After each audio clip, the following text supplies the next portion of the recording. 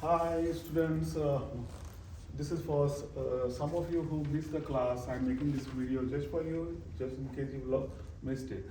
This is applying double angle identities, lesson number 7.3. Okay, so the question number one is I already posted the video on the YouTube channel also and the Google Classroom, but I'm working on problem number two. So what is given is cotangent of x is given. The angle x is in the quadrant 3. These are the questions: what is sine 2x, cosine 2x, and cos 2x. By double angle formula, sine 2x right here, you can write this as 2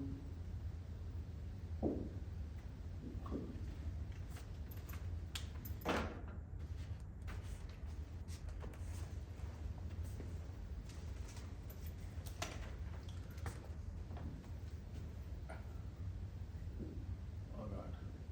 Okay, anyway. So this is for sine 2x. For cosine 2x, we have four options. I'm going to choose the first one, cosine square of x minus sine square of x. And this one we can directly use sine 2x over cosine 2x. So once you get these two, you can figure that out. So the question is, what is cotangent? So if you are given cotangent, we can always replace this cotangent by reciprocal identities. That tan theta is minus 4 over 3. So take the reciprocal. So what does this third quadrant? So let's draw this. What does it mean is, if you have a initial side, so let's draw the angle. Where is the angle?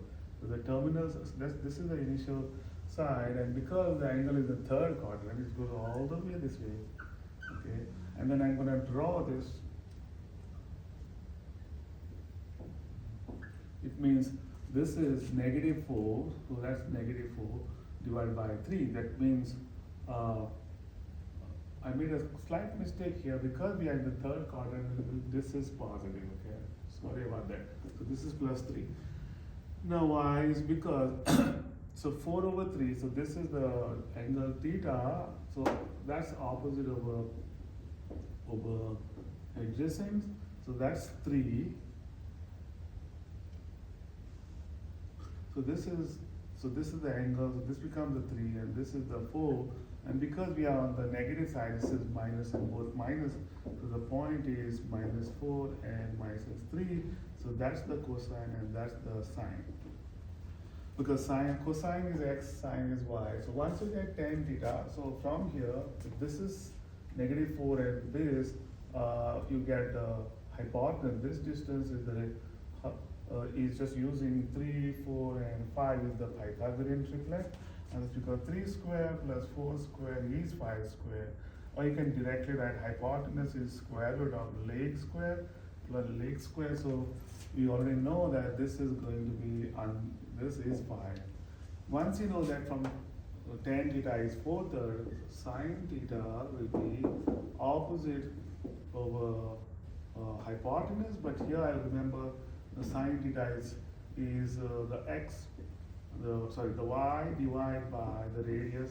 Here the y is the minus 3, so this is minus 3 divided by, so minus 3 divided by 5. Cosine theta is adjacent over hypotenuse, which is x over r.